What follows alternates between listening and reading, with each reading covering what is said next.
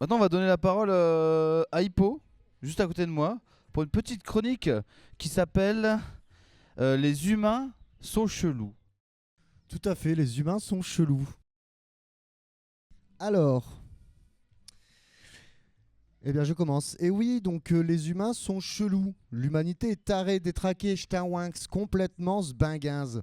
Alors, on s'étonne plus parce qu'on est habitué. Mais par exemple, la bise, on se fait la bise, mais c'est un peu étrange quand même. Enfin, je veux dire, on se touche les joues comme ça. Ça va Sophie, ça va Thierry, ça a été le week-end. Oh, j'ai amené la voiture au garage, j'en ai eu pour une blinde. C'est un peu bizarre. Enfin, je veux dire, on pourrait tout aussi bien se tenir le nez comme ça, en faisant des sons. Ploup, ploup, ploup, ploup. Ça va Sophie, ça va Thierry. Ploup, ploup, ploup. C'est très bizarre. Je vous rassure, cette chronique a un rapport avec le thème d'aujourd'hui, les festivals. Je vous rassure tout de suite. Tout simplement, je vous ai trouvé 5 exemples de festivals de par le monde, des exemples de festivals chelous avec des humains chelous. Donc, on va commencer tout de suite. Tout d'abord, enfin, si ça vous va, bien sûr. Ouais, ouais, Oui. allez, bon, on est là. faut y Bon, bah aller, hein. d'accord. Alors, j'ai 5 exemples. Ça va là assez vite, je vous rassure tout de suite. Donc, on commence avec El Salto del Colacho. Donc, c'est un festival espagnol qui a lieu dans la province de Burgos depuis 1620. Alors, je vous explique le concept. C'est très simple. On prend une rue, on met des matelas au sol, on met des bébés dessus, et il y a des mecs habillés en diable qui sautent dessus. C'est ça le festival. Voilà, vous avez le concept. Nathalie, elle Simplement. a peur là. On sent qu'elle a peur. Ça Voilà, donne ça- envie un peu, non Mais tu pourrais sauter dessus. Voilà, donc alors quand même, le but de ces festivités, c'est de purifier les nourrissons du péché. Parce que bah oui, s'il y a bien des gens qui ont besoin d'être lavés de leur péché, je pense que c'est les bambins, qui sont là tout le temps avec leurs flingues dans la rue là, et qui vendent de la drogue. Je pense que voilà.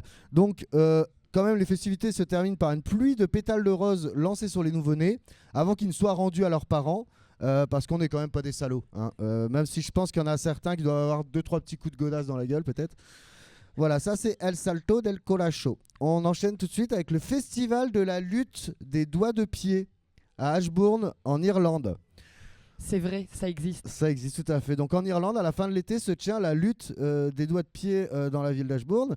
Il s'agit d'une compétition de bras de fer, mais avec les pieds, simplement. Gros orteil contre gros orteil. Donc c'est pas le bras de fer, c'est la jambe de fer, j'imagine. Alors ça se passe On quand essaye, même. Léa Vous pouvez essayer. Vas-y. Bah, alors Léa est déjà prête. Ouais, bah alors là, il y a de la triche. Ah, ouais, moi j'ai. Ça sointe. Là, il y a de la triche. Ça sointe, super. Alors là, pour le coup, en Irlande, ça va, ça se passe quand même à l'extérieur. Donc pour les odeurs des gros pieds d'Irlandais, je pense que ça va. Je suis quand même allé me renseigner sur la page officielle et c'est présenté comme une vraie discipline nécessitant souplesse des chevilles et vigueur des orteils. Donc si ça vous tente, je vous laisserai aller. On se retrouve à la fin de l'émission. Je pense que Bob y est bien parti. Il pourrait.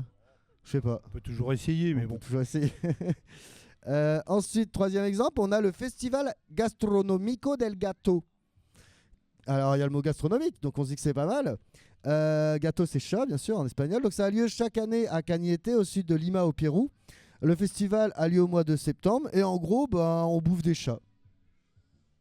C'est ça le but du festival.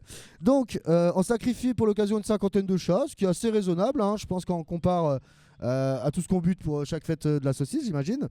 On trouve différents plats gastronomiques à base de chats, comme le schnitzel, le wakate, pardon, ou des crétons, qui est une petite charcuterie. Donc avec ça, on est sûr de finir avec un chat dans la gorge. Oh. Ah. Et c'est où C'est à Lima. À Lima. Donc selon la croyance populaire, la viande de chat a des propriétés aphrodisiaques et prévient des maladies dans les bronches. Alors si ça permet de mieux baiser, d'éviter la toux, écoutez, on peut peut-être manger quelques petits chatons, je me dis. C'est vrai, dans un sens. Quatrième exemple, on a le festival, excuse-moi j'ai chaud, on a le festival Tinku en Bolivie. Donc dans la ville de Macha, les 2 et 3 mai chaque année a lieu le festival Tinku qu'on pourrait appeler le Frappe ton voisin festival. Donc le but est très simple, tu frappes ton voisin. simplement. C'est tout.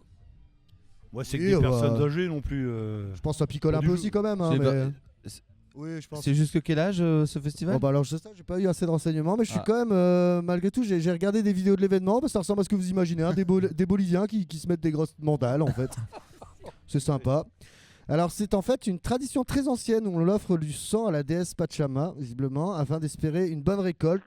Sachez que l'événement n'est plus aussi sanglant et mortel qu'autrefois, comme c'est dommage. Oh, ça va, ça va. C'est un peu Et puis dommage. le respect des valeurs. là. Et pour le dernier exemple, direction la Finlande, à présent dans la petite ville de Savonlinna, où a lieu le festival du lancer de téléphones portables. Discipline que je pense on est nombreux et nombreuses à avoir déjà un peu expérimenté. Hein, je pense. C'est un festival dont l'enjeu est tout de même de sensibilité sur l'obsolescence programmée, donc tout de même. Il existe en 2 versions. La version originale où le but donc est de lancer le téléphone le plus loin possible, et le freestyle qui consiste à jongler avec le téléphone devant un jury. Bon, Pas mal, pas mal. ça donne envie d'en savoir plus quand même. Vous serez ravis d'apprendre que le record de distance est détenu depuis 2012 par un jeune Finlandais de 18 ans, Ere Karjenleinen, désolé pour la prononciation, qui a réussi un record, une distance incroyable de 101,46 mètres en lançant un Nokia 3310. Ah oui, Chapeau quand même. l'artiste. Ouais. Visiblement, c'est parmi les mieux. Hein. Peut-être même qu'il refonctionne après, je sais pas. Donc après tout ça, moi ça me donne un peu envie de rassembler tous ces festivals en un, où on sauterait au-dessus des bébés en bouffant des cuisses de chat, tout en lançant le téléphone dans la gueule de son voisin, peut-être. Et après ça, me dites pas que l'humain n'est pas chelou. Voilà, merci beaucoup. Bravo, Hippo. Ouais, Merci, carrément. Po.